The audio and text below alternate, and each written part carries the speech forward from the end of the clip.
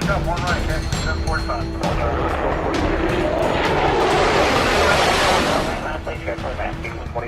Larry, intercept 25, left of London, just anything, 2041. So that's the premise behind that. So you can get it done real, and you just do one set of them. So you could do a set of biceps, you do a set of triceps, and then maybe some shoulder, a press and a pull. You do those two things on the road. You've done 4 sets of something, and you're done in like 6 minutes. And maybe 10 or 12 with a warm up on the front end of it. So there's ways these things work. And people gain muscle with these and maintain muscle. I've been doing them for a long time, and I haven't lost a bit of strength or a bit of mass from any, not that I have a lot of mass, but I haven't lost any of the mass that I do have from doing that. So these are really easy ways that you can, in the terminal, you could just bring a set of bands and you could do this. So there's ways to do this, and then you can do your different stuff when you're at home if you have to. But you got a treadmill in every hotel you stay in, so there's no excuse there to do that. But you can get it done really, really quick, and it's always bang, bang, bang.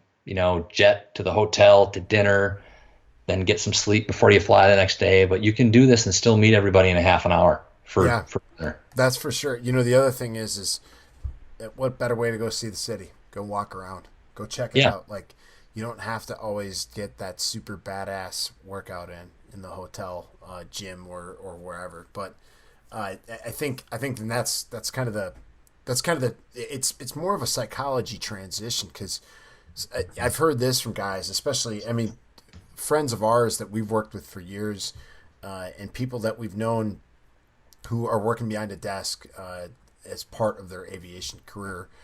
They always talk about, hey, I've got a great workout routine at home. I eat pretty well. Guys get out on the road. I'm going to get fat like them or whatever. We used to have the joke body by Atlas or fatless at Atlas and all stuff like that. And it's funny, but to me, it's just, I've never seen that as a true statement. I've always thought the best shape I've always kind of molded to was when I had the more of the free time away from the office setting and less of the office style stress. And just flying airplanes. So I think, and this isn't pointed at anyone in particular, but pointed at the person who can say, hey, I'm at home, I've got my good routine and all that good stuff going on. How do I transfer that when I get out on the road to maintain that modicum of health I think I have at home? What's your suggestion for them? Well, you can, like you've heard me talk about, you can take your food with you.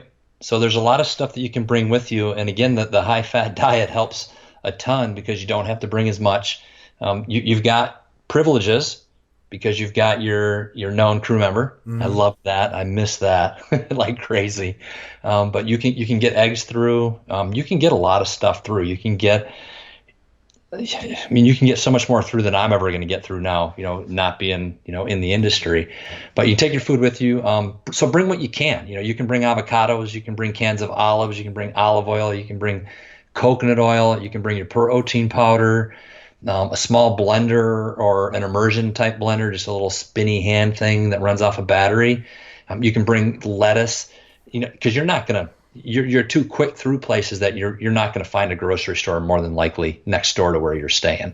So, for you to take 5 days worth of stuff, but these are things those types of things you can take and they're going to last. They're not going to decay on you. You can get a little, maybe for lettuce and things, you could replenish some ice and things like that, and you can keep it cool on the airplane easy enough too. So there's a bunch of stuff that you can bring along with you easy enough. Nuts and seeds, cashews, almonds, sunflower seeds. It's a pilot thing. Everybody loves sunflower seeds. So, or an Air Force thing anyways. Sardines. You just might want to eat those when you're in the terminal or something like that. Yeah, maybe in the hotel room, not so much. Rip them open on the flight deck. Yeah. But they're in a can. Sure. They're awesome. They're a great source of fat and a great source of protein. You can bring sea salt.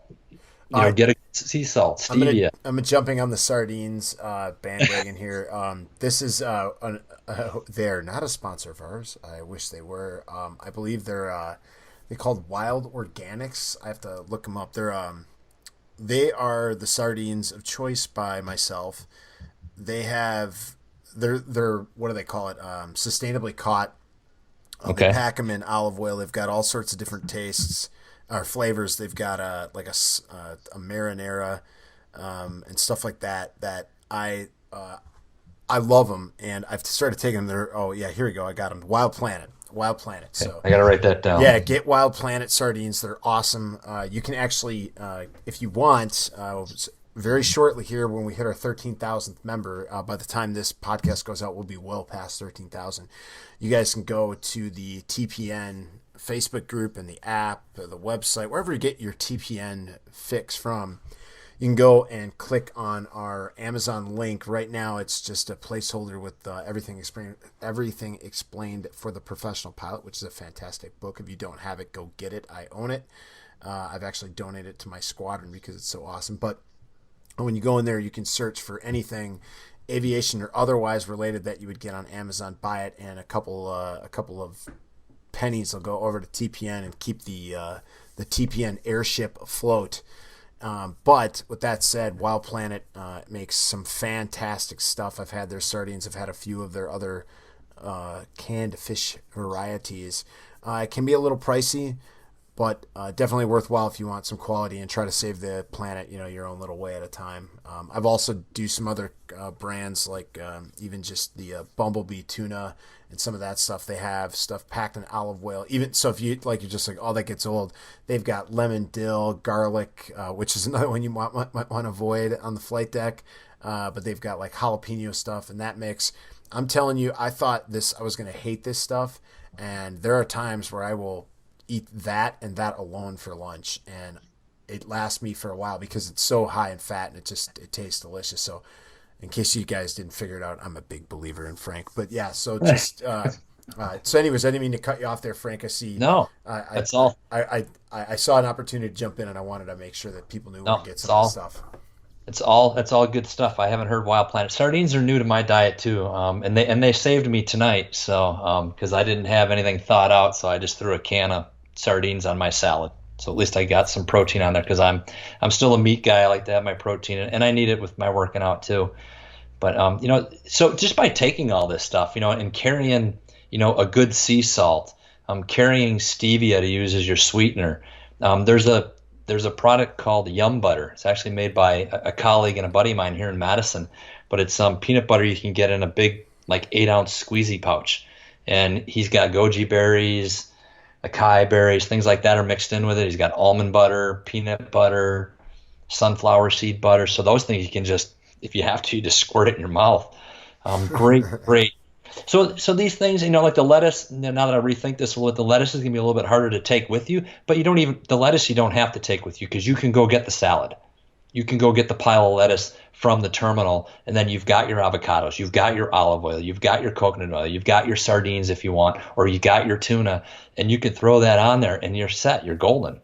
And don't use again, you don't have to, but just use the fat from the wherever you purchase a salad, use those salad dressings and things, but just know that it's something that you have to progress past and get your own oils because you don't know what you're getting. Mm-hmm. And they're notoriously bad. Mm-hmm. And store-bought on a shelf, I don't care if it's Paul Newman's or whoever, it's all rancid, it's all bad. That's the fat that's causing heart disease. That's the stuff that's cracking the arteries and causing plaques and things, is the oxidized fats and cholesterol from that. So it's not, I shouldn't say the cholesterol, but the fats. It's not the fat itself. So you really need to just get a good olive oil, get a good coconut oil, and you just put them in a little bottle and take it with you, that whatever you need for 5 days, and you have it. And it's just that one bailout meal that you have to go get, and then you're going to be so much better off for it. And even just like sea salt, use sea salt. You get a good brand, and we'll get some documents for these guys. I've got shopping lists,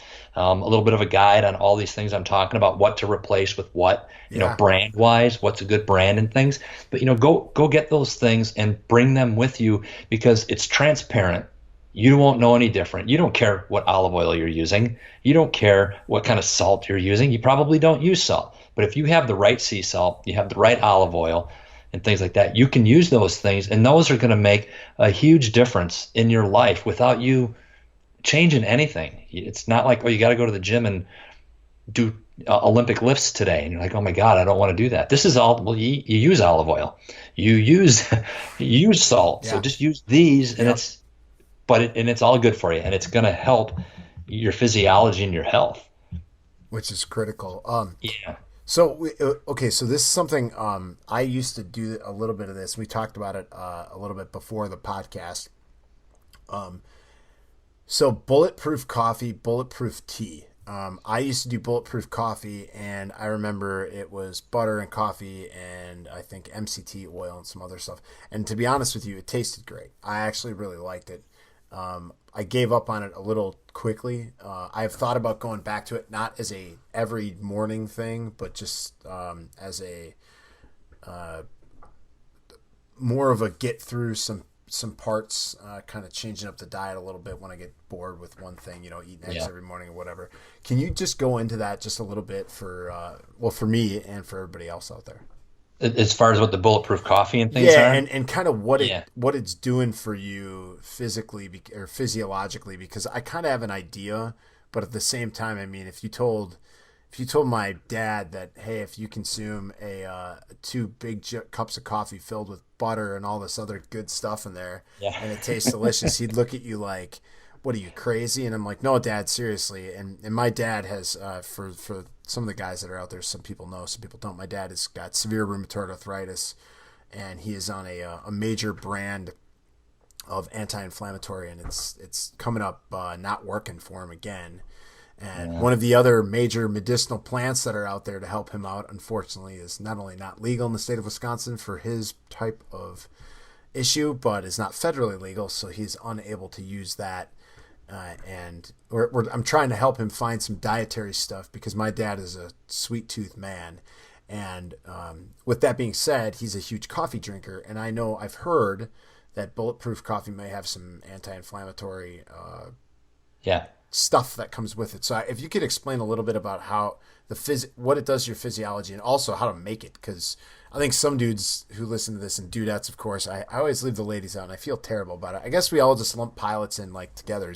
Hey guys, I say that to all the girls I fly with too, so I don't know what my problem is. But so just kind of go off on that for a few. Yeah. So bulletproof coffee was coined, not invented, but coined by Dave Asprey. So he's got all the bulletproof stuff. So there's bulletproof coffee, there's bulletproof mind. He's got a bunch of books he's written on stuff.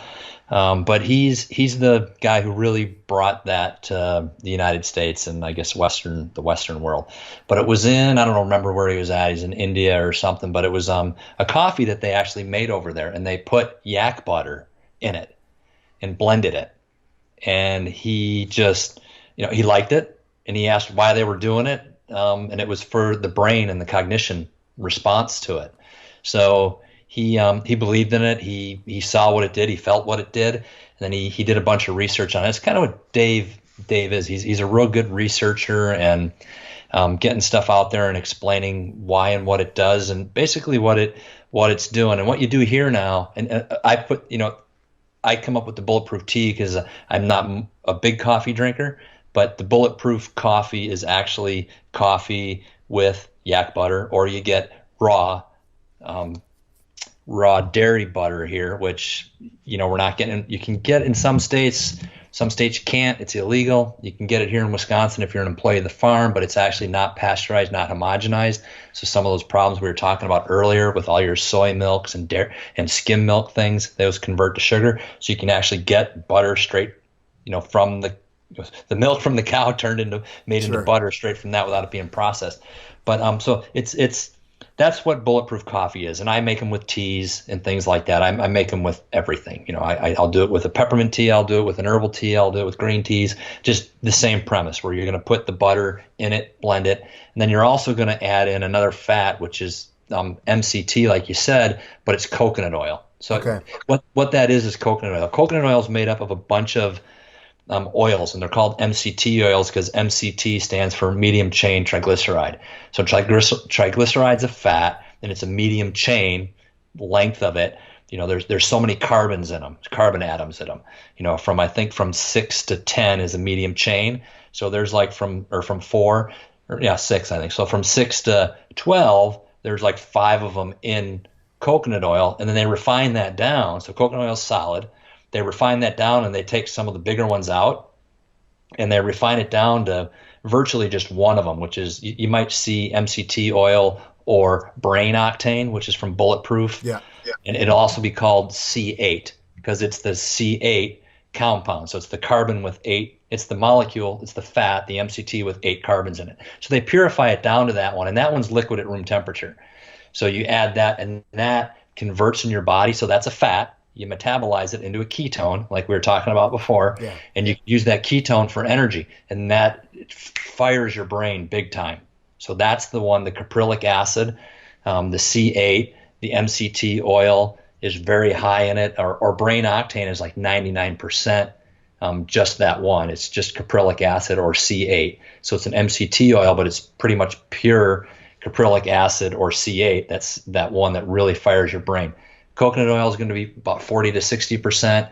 You can get some liquid ones that are going to be in the 70s to 80s, which work well too, but they just really fire your brain. So that's the premise behind it, is that you're using that fat metabolism pathway, and your brain runs phenomenally well off it. It's a really good thing to do before podcasts. It would be a good thing for interviews, a good thing to do before you go fly, because it's a fuel your brain prefers to run off of. Okay. So our bodies need no carbohydrates whatsoever.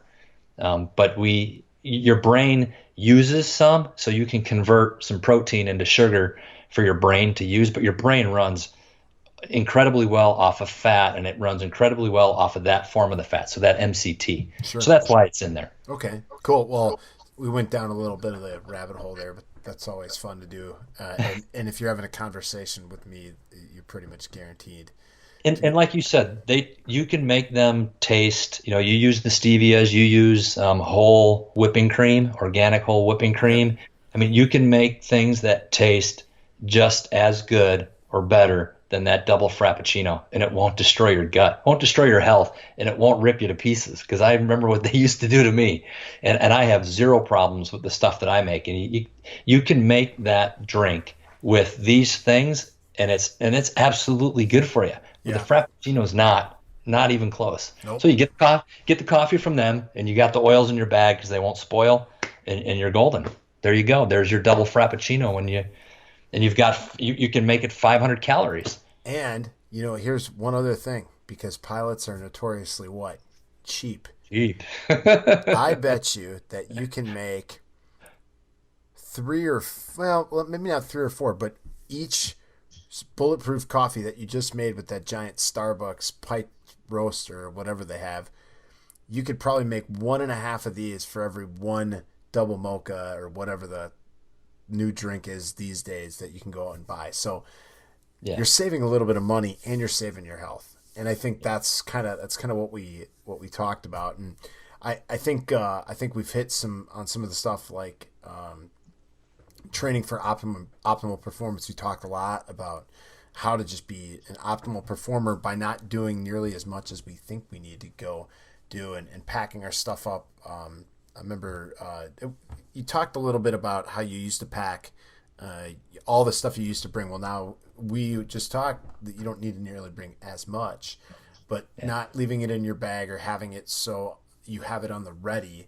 Do you have any suggestions for bags or what you used to carry all your stuff with? Yeah, there's a company out there, and again, we'll get the links and stuff to you guys. But if you want to go snag something now, go do it. But it's called 6-Pack. 6-pack bags. Just Google them, you'll find them. But we'll get some stuff out to you guys too. But you can that was probably the bag you saw me with, and it was a pretty big oval bag, and it's kind of like a semi-hard soft case cooler type thing. Yep. And it had shelves in it.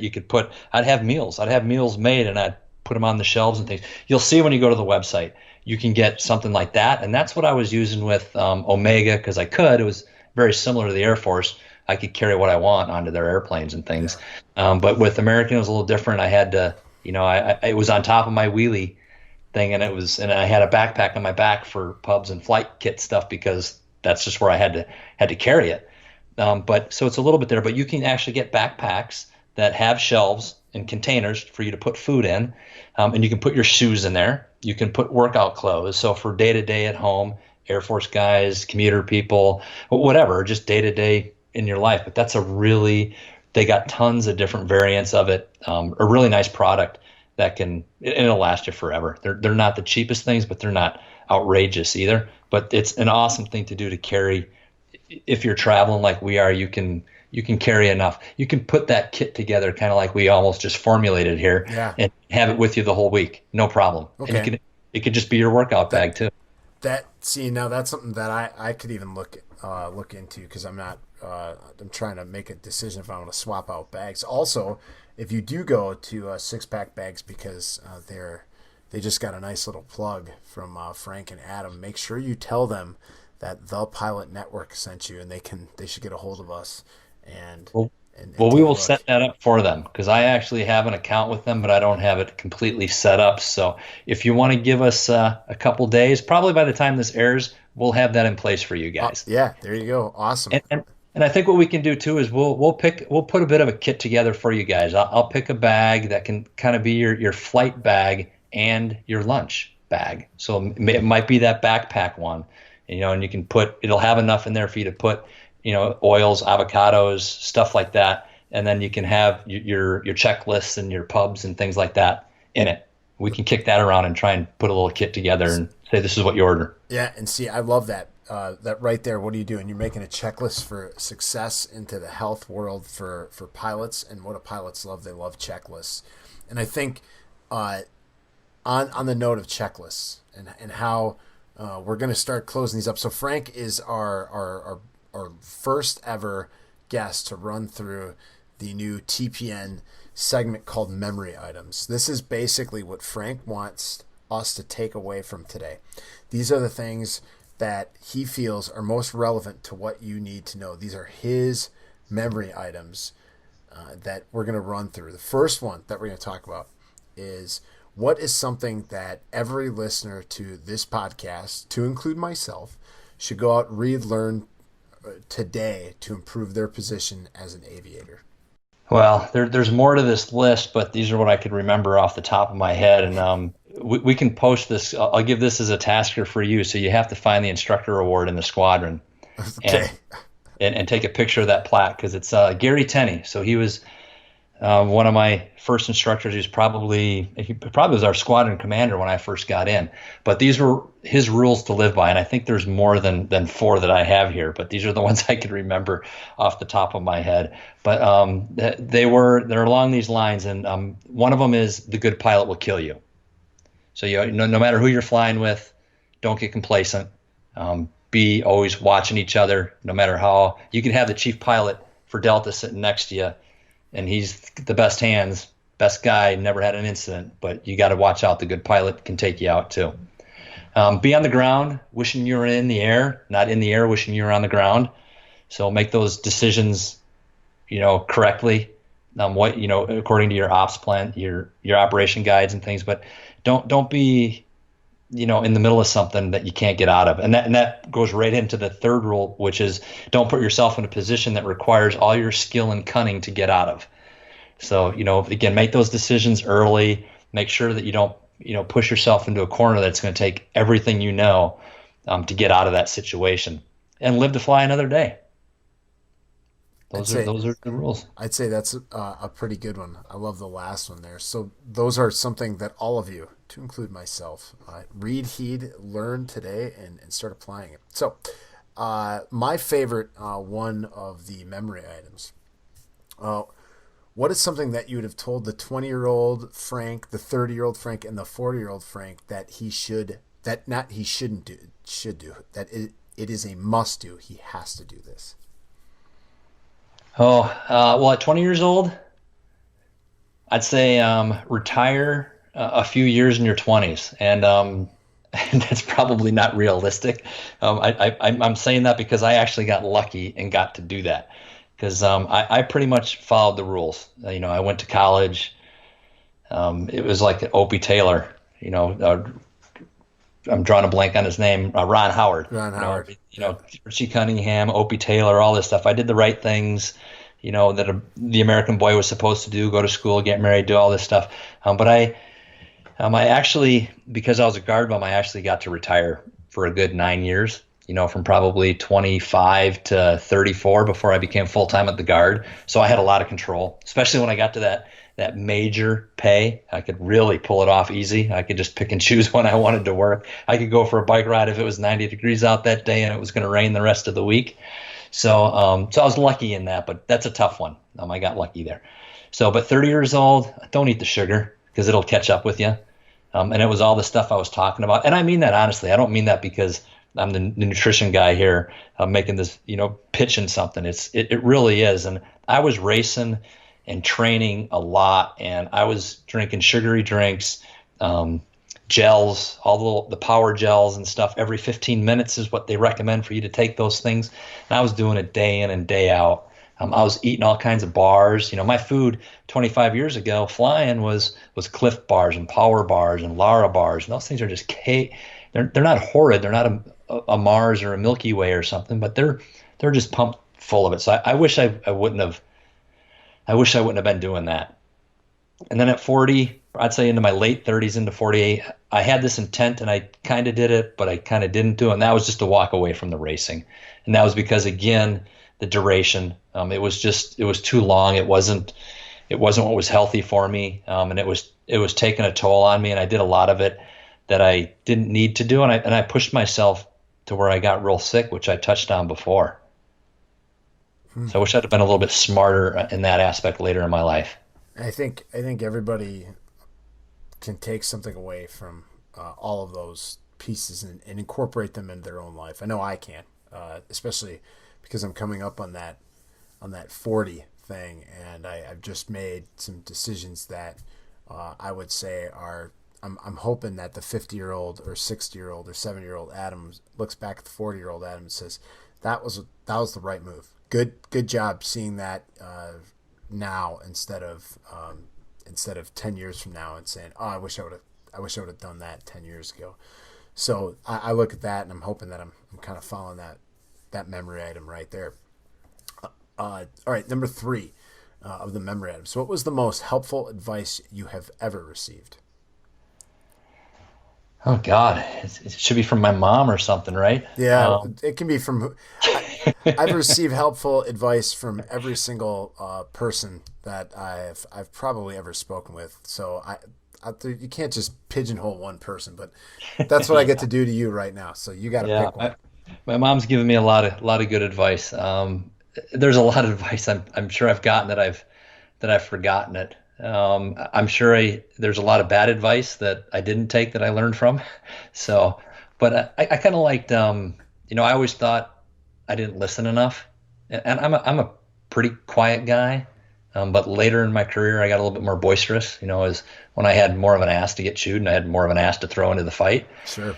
And you get more frustrated and you see the light at the end of the tunnel. So you don't really care. You're just like, I'm just going to speak my mind because I can.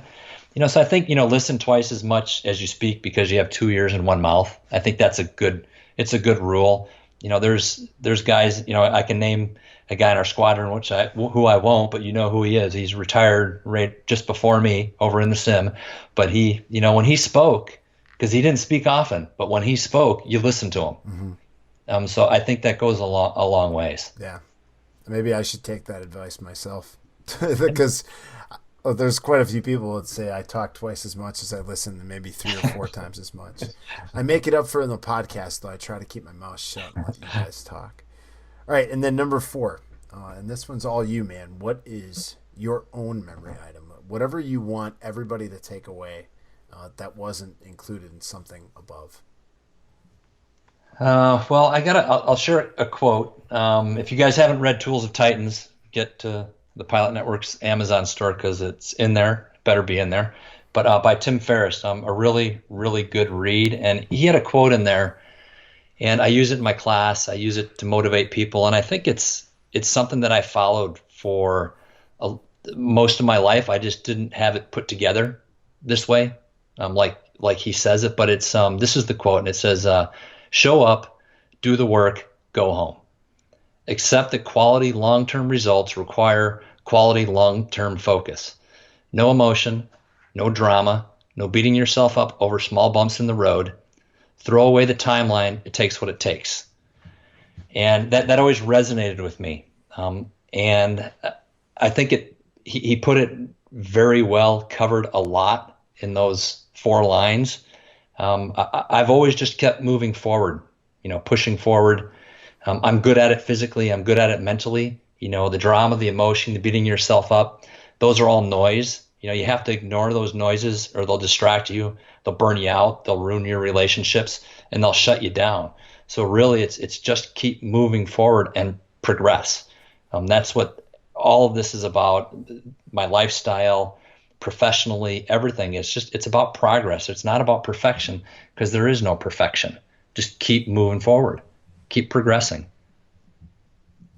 Yeah, I think well, as you know, I'm a Tim Ferriss acolyte, so I know that quote, and man, I can't not only I can not say enough how much I agree not only with your quote that you chose, but also your take on it. And I think we'd all do a little bit better to take that on in our daily life. So last but certainly not least, out of everything that you've talked about, everything you kind of shared with us a little bit.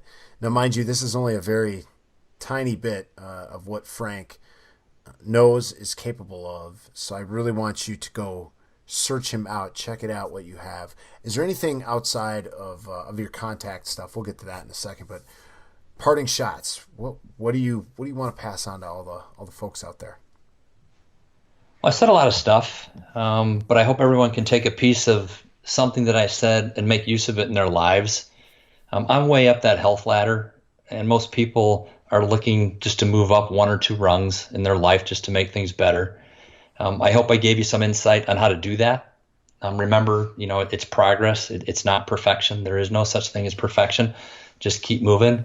That's the biggest thing. And thanks, Adam and the Pilot Network, for having me here. It's been a pleasure and an honor. Frank, we thank you for being the first guest in the new style format here, where we're going to try to explore all those things out there that we've been so curious about over the last couple of years. We're moving away from how to get hired to, hey, we're hired. Now what do we do? And I think that's where Frank and other guests that we're going to have forthcoming on these TPN podcasts, where we can't thank them enough just for being interested in helping us all out, but their contributions. They are doing stuff that we're not necessarily experts at or even trying to become experts at. And to have people like that, friends of the network, people who are members of the Pilot Network to help us out, is what truly makes this such a great place for us to gather, talk, and interact. I can't thank Frank enough also for working with me directly and helping me out, what he taught me, showing me that, hey, not everybody here is a douchebag. There's actually quite a few awesome people in the guard unit that we joined together. But the other thing, he helped me figure out a lot of stuff about my nutrition, my healthy goals, and the fact that I'm making progress. And like you said, it's not perfection, it's progress. And the fact that when you start seeing progress, it makes you want to do more and more and more. And I think that's such a key piece there. So Frank, we talked about how they can start getting into this. Well, where can they reach you directly so they can start seeking you out to have them help them? Where can our network folk go out to find you? Yeah, my website is www.franklynutritious.com. So franklynutritious.com. And if you want to email, there's contact forms on there. You can go through those. You can sign up on my newsletter, or you can just email me at frank@franklynutritious.com. So those are all the ways that from my website that you'll get a hold of me. And Facebook, you can just you can find me at facebook.com/franklynutritious, and I'll pop up. And I'm on the TPN. I'm on with you guys there. So again, my name is Frank Alvarez. My last name is Alvarez. So if you type in Frank Alvarez in a comment or send me a message from there or wherever, I'll get it and I'll help you guys out. Well, guys, gals, don't be afraid to connect with Frank or any other networker for that matter. That is why TPN exists. That's why we started this whole thing, and that's why we continue to grow through the 13,000 number and beyond. So when you want to get a hold of us, that's Mr. Matt Sweet or myself, Adam Yuhan, us two dudes who run the whole gamut, type this directly into the email service of your choice, Two's line. heyguys@thepilotnetwork.org. That's hey like HEY and guys like guys at thepilotnetwork.org, or go to the Google, type in The Pilot Network. We are everywhere and expanding well beyond that. I want to thank Frank Alvarez again for being our guest on the TPN podcast. Should it be TPN podcast or the Pilot Network podcast, not the TPN podcast, because that's redundancy, and redundancy is the key to air power. Anyways, it's been real and it's been a lot of fun. It actually has been real fun talking with Frank and sharing his nutritious secrets to how we can all live a better life in the air and the ground. So please, until next time, keep the shiny side up and coffee, bulletproof coffee, off the uniform. Fly safe, everybody.